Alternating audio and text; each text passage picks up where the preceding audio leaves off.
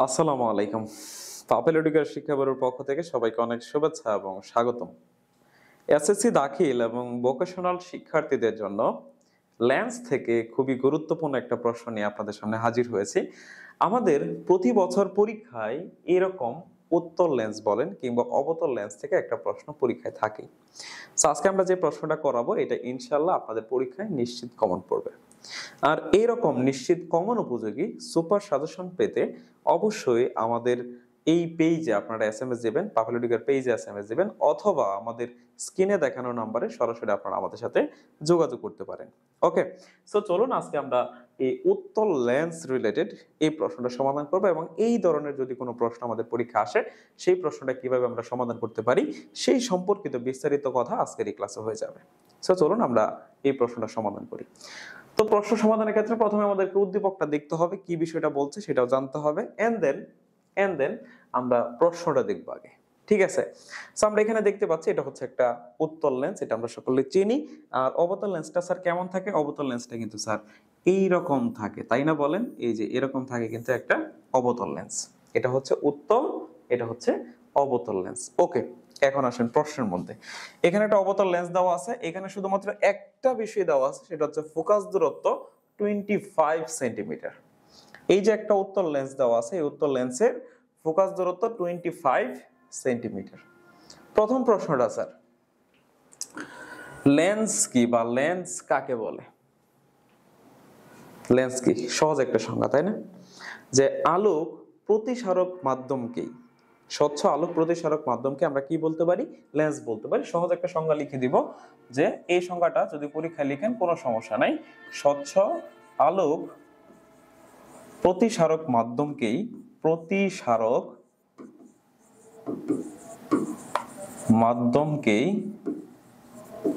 Lens বলে। Just এইটুক লিখে দিলেই এনাফ। স্বচ্ছ আলোক প্রতিসারক মাধ্যমকে আমরা কি বলি? লেন্স বলি। তারপরে বলছে বাস্তব এবং অবাস্তব বিম্বের মধ্যে দুইটা পার্থক্য লিখো। প্রথম পার্থক্যটাই আমরা সংজ্ঞা দিয়ে লিখবো। আপনি তো অবশ্যই এখানে দুইটা পার্থক্য লিখবেন, তাই না? আমি এখানে মুখে মুখে বলে দিচ্ছি, আপনারা একটু ভিডিওটা পজ করে এই বিষয়টা একটু খাতায় নোট করে রাখেন। সো এখানে আপনি প্রথমত লিখলেন বাস্তব প্রতিবিম্ব, এখানে লিখবেন অবাস্তব প্রতিবিম্ব, তাই তো? সো প্রথমটা দিবেন, প্রথম যে পার্থক্যটা লিখবেন সেটা লিখবেন, সংজ্ঞার যে পার্থক্যটা আছে সেটা লিখবেন, সংজ্ঞা লিখবেন আর কি। এইভাবে কথাটা লিখলেন যে যখন আলোকরশ্মিগুলা দর্পণ অথবা লেন্সে আপতিত হয়ে প্রতিসরণের পরে বা প্রতিফলনের পরে সরাসরি মিলিত হয়, যদি সরাসরি মিলিত হয় তখন যে প্রতিবিম্বটা গঠন করে সেটাকে আপনি বলবেন বাস্তব। আর যদি সরাসরি মিলিত না হয়ে আপনি যদি তাদেরকে পিছন থেকে বর্ধিত করার পরে মিলিত হয় সেটা হচ্ছে আমাদের অবাস্তব প্রতিবিম্ব। তারপর একটা কথা বললেন যে উত্তল লেন্স এবং হচ্ছে অবতল দর্পণ এরা বাস্তব প্রতিবিম্ব গঠন করে, এবং হচ্ছে অবতল লেন্স এবং উত্তল দর্পণ এরা কি গঠন করে স্যার? অবাস্তব প্রতিবিম্ব গঠন করে। তো এই কথাটা লিখে দিলে কিন্তু হয়ে গেছে। প্রথম কথাটা আমরা সংজ্ঞা লিখবো, তারপরে কে কে বাস্তব গঠন করলো, কে কে অবাস্তব প্রতিবিম্ব গঠন করলো সেই বিষয়টা আমরা ইনশাল্লাহ লিখে দিব। ওকে, তারপরের প্রশ্নটা বলছে কি স্যার, উদ্দীপকের লেন্সের ক্ষমতা নির্ণয় করো। স্যার লেন্সের ক্ষমতা বের করার অঙ্ক একদম সোজা, এবং এটা আপনাদের পরীক্ষায় আসেও স্যার অনেক বেশি। ঠিক আছে, এটা পরীক্ষায় আমাদের অনেক বেশি পরিমাণে আসে। তাহলে ছোট ক নাম্বার লিখে প্রথমতে আমরা কি লিখবো স্যার? যে আমরা জানি। প্রথম কথাটাই লিখবো যে আমরা জানি, নাকি বলেন কি জানি? লেন্সের ক্ষমতা P সমান 1/f। লেন্সের ক্ষমতা P সমান 1/f। ঠিক আছে, P সমান হচ্ছে 1/f। এখন এইখানে একটা বিষয় আছে স্যার, এইখানে একটা বিষয় আছে যেটা আমাদের জানতে হবে, সেটা হচ্ছে লেন্সের ক্ষমতা P সমান হচ্ছে 1/f। এখানে আমরা কি জানবো? কি জানতে হবে আমাদের? এই যে স্যার এফ মানে তো ফোকাস দূরত্ব, এটা তো আমরা সকলে জানি। এফ মানে কি স্যার? ফোকাস দূরত্ব। এখানে দেওয়াও আছে, দেখেন স্যার 25 সেন্টিমিটার। এখন কেউ যদি এফ এর মান এই 25 সেন্টিমিটার এখানে বসায় অঙ্কটা করে ফেলে, তার অঙ্কটা টোটালি ভুল। এখানে একটা ছোট্ট বিষয় আছে যেটা আমাদের মনে রাখতে হবে। লেন্সের ক্ষমতা যদি সেন্টিমিটারে থাকে, মিলিমিটারে, যেভাবেই থাকুক, এটাকে মিটারে কনভার্ট করে নিতে হবে আমাদের। এটা হচ্ছে মেইন কথা। ফোকাস দূরত্ব যে সেন্টিমিটারে থাকে আমাদের কাজটা হচ্ছে সেটা মিটারে কনভার্ট করতে হবে। কিসে কনভার্ট করতে হবে স্যার? মিটারে কনভার্ট করতে হবে। তাহলে যেহেতু এটা হচ্ছে 25 সেন্টিমিটার, আমরা যদি এটাকে মিটারে নেই তাহলে হবে 25/100, কারণ আমরা সকলেই জানি যে 100 সেন্টিমিটারে হয় 1 মিটার। 100 সেন্টিমিটারে 1 মিটার হয়, সেই জন্য আমরা এটাকে 100 দ্বারা ভাগ করছি। এখন দেখেন মিটারে কনভার্ট হয়ে গেছে। তাহলে এটাকে যদি ভাগ করে দিই এখানে কত হবে? 0.25 হবে। আপনারা নিজেরা একটু হিসাব করে দেখতে পারেন, কোনো সমস্যা নাই। তারপর আমরা কি করলাম স্যার? এখানে f এর মান বসাই দিলাম। 1/0.25 ভাগ করবেন, কত হবে স্যার? 4 হবে। এখন ক্ষমতার একক কত স্যার? ডায়োপ্টার। ক্ষমতার একক কত স্যার? ডায়োপ্টার। ক্ষমতার এককটা হচ্ছে ডায়োপ্টার, তার মানে 4D। এখন এটার আগে আবার প্লাস মাইনাস চিহ্ন থাকে। প্লাসটা কখন দিব, মাইনাসটা কখন দিব?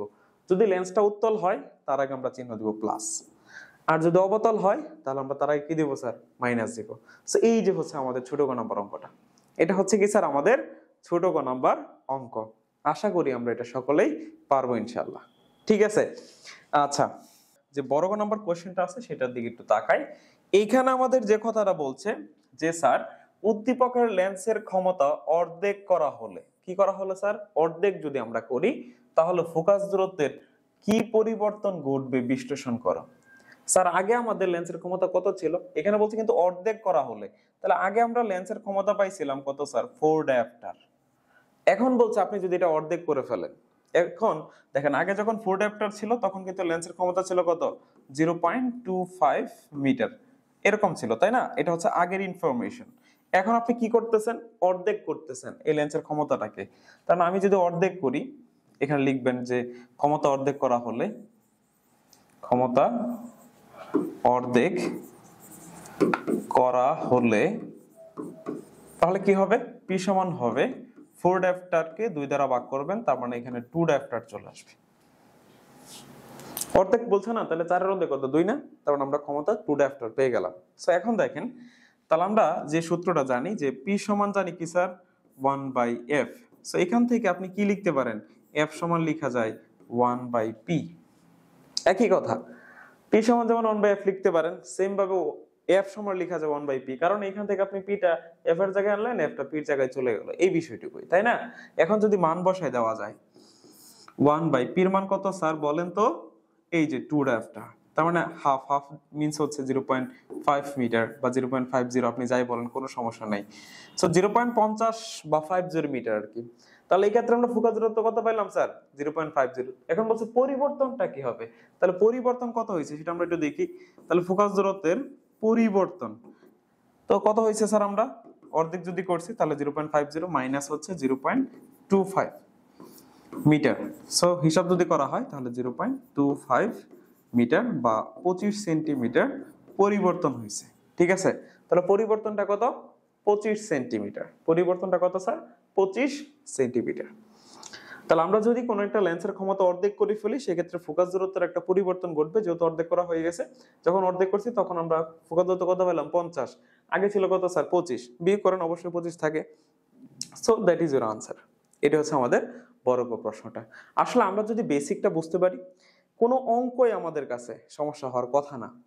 আমরা প্রথমত বেসিকটা বুঝতে হবে, কিভাবে অঙ্কটা করব, কি চাইছে প্রশ্নে, এটা যদি বুঝতে পারি আমরা যে কোনো প্রশ্ন সমাধান করতে পারবো ইনশাআল্লাহ। তো আশা করি এই প্রশ্নটা আমরা পারবো, তাই না? আজকের মতো এখান থেকে বিদায় নিচ্ছি। সকলে ভালো থাকবেন, সুস্থ থাকবেন। আল্লাহ হাফেজ।